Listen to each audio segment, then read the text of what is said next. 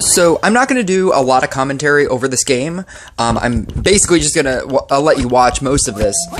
But I never talk about Banji because I never see Banji ever. Like, just in my play, I never see Banji.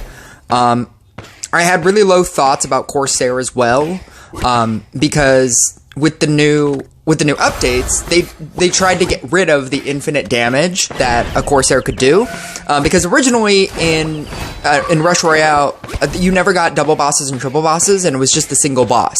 And so what that meant was, with the percentage bombs that that Corsair throws out, essentially, if you had enough of them, and you had them on a knight statue, or if you had them on a banner, and you had some way to protect them, and old school, it was just a portal keeper of the same level. All you needed was that, and you could basically just go infinite waves, because there was just the one boss. And because your bombs are percent bombs, you basically insta-killed every single boss that came out. Now that they've added double bosses and triple bosses, you could kill the first boss, but then you'd have to replace all of those bombs before the second boss came, and then you'd have to replace all of those bombs again before the third boss came, and usually by that time,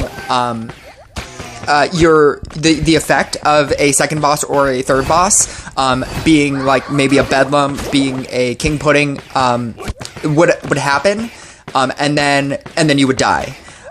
There also, Mermaid wasn't really as good when it switched over to double bosses and triple bosses. So Mermaid wasn't really a fix for that, but then they've changed Mermaid now. And then with the introduction of Banshee being able to neutralize boss abilities as its final talent throughout basically the entire round, this deck goes insane. This is just gameplay that I got from Worldwide Battles, just obviously very high level Worldwide Battles. And I was talking about, I just made a tier list. If you haven't checked out my 22.0 tier list, go check that out. But I just made a tier list saying that the only reason why these top tier decks work are because they have max everything. I'll tell you right now, the only way this deck works is because he has max everything. Everything in this deck is working in tandem with each other. A maximum max damage Corsair is absolutely essential. Obviously, you need the max talent off of the Banshee to neutralize boss effects. And then the max Knight statue, you're getting the most crit damage and the most attack speed from your Knight statue. That is also just stacking up and up and up. And then likewise, on the opposite side, you have Spirit Master, and you have Zeus.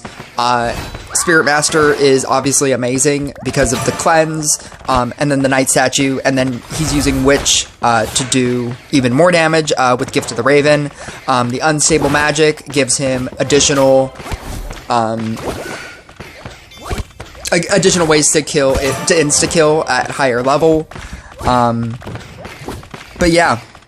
I'm just gonna let you watch this, because after seeing the damage output at the end of this battle, this match is probably insane.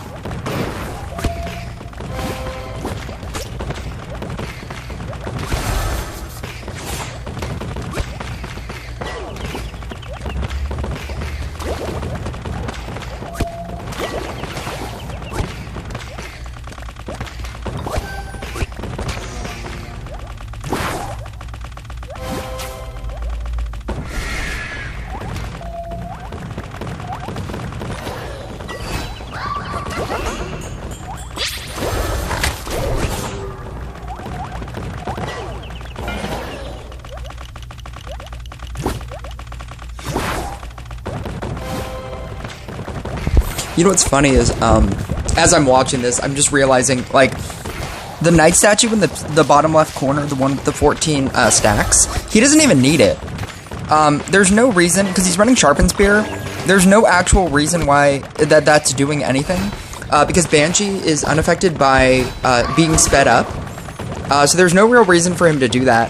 And technically, whenever he keeps summoning in these Banshees into the center, he could wait for it to absorb, so that the Banshees get 10 stacks.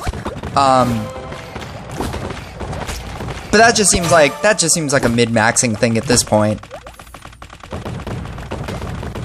Like when you're getting into like 600 million damage bosses, like how much is Banshee really doing, you know? But it's something. It's something to think about. I love how they both have like basically the best setup. It's just like the perfect board. The Sharpened Spear in the center, with being able to utilize the 2 growth tiles, is insane. Obviously, the insane like 5 stack Zeus tiles, with the 5 Spirit Masters and then 2 Knight statues. That's like the world's most perfect setup. It is curious to say like how the because this is also the pumpkin modifier. Whenever you merge things, it has a 25% chance of giving your opponent a pumpkin, or turning your thing into a pumpkin. And it's crazy that it's not hitting Spirit Masters, or he's able to luck out into when he activates Spirit Master, it cleanses, because he has no other way of getting rid of it. And once something turns into a pumpkin, you can't just cleanse it with a mermaid or with a Portal Keeper move. It stays a pumpkin after that. And so you have to prevent it.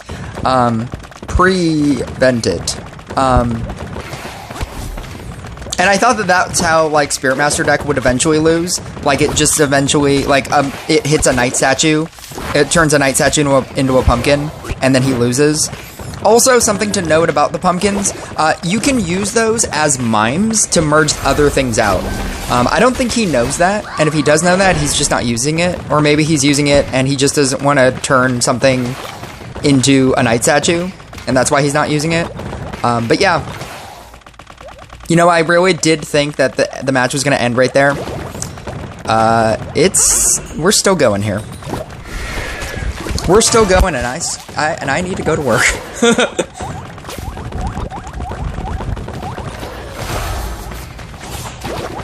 Look at that damage that Spirit Master has the ability to do. That's raw damage, by the way. Like, the damage that Corsair does, it's percent damage. And that's why it's able to take down these very giant things, because it has bombs that do percentage damage, which just is infinite, which is why the deck was so good way back when, and apparently now. But like, the damage that Spirit Master is doing right now is just literal raw damage. And it's not even increasing damage either. Like an Inquisitor, like a Blade Dancer, like a Demon Hunter. It's doing literal, just base raw damage with Knight statue stacks and Witch stacks. He's not even at 30 merge rank for Witch either. That deck has the ability to be better than what you're currently seeing. He has half of the Witch stacks. Maybe that's why he loses. He loses because he didn't concentrate on getting Witch stacks. But without Harlequin, that's what you're sacrificing. Whenever you take something out of a deck, you're weakening it. You're weakening it in one aspect so that you can strengthen it in a different aspect. I don't think he needs Scrapper, or no, maybe he needs Scrapper, but I don't think he needs Dryad. Especially with Zeus tiles, I don't think you need Dryad. I think he needs Harlequin more than he needs, I think he needs Harlequin more than he needs Dryad.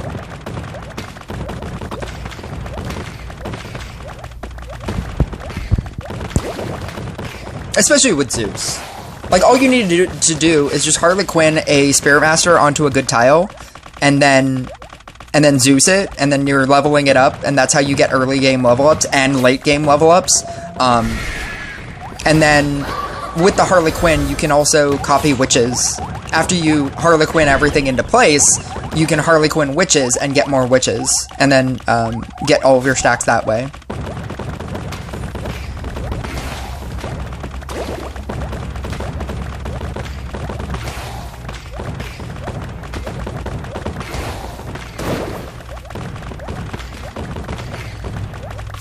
This is insane. This is what endgame level play looks like. Whenever you, like, max out a deck, this is what you start playing against. You start playing against other people that have maxed out decks and can go for just ever. And this becomes every single game that you play. And so when you're trying to get up into the rankings, this is every single game. Just imagine losing this game. Every time I watch like some insane gameplay like this, I just imagine like spending this amount of time and then losing and then having to play like 3 more of these games.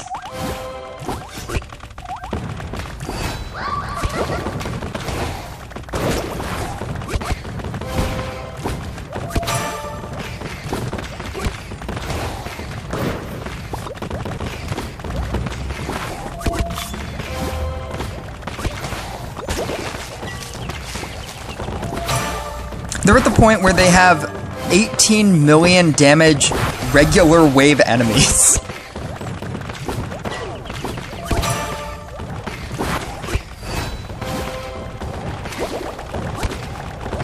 I'm gonna screenshot here.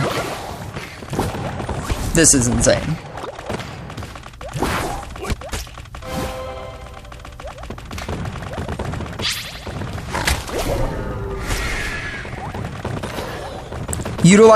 Being able to utilize Banshee for problematic bosses is also the key of why it wins as well.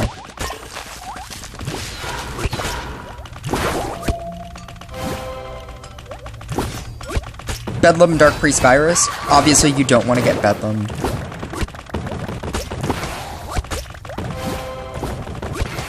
Dark Priest, you can get rid of with Mermaid, and Virus doesn't really matter.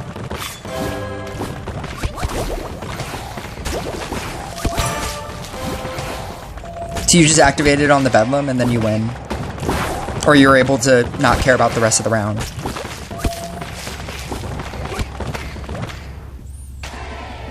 Yep.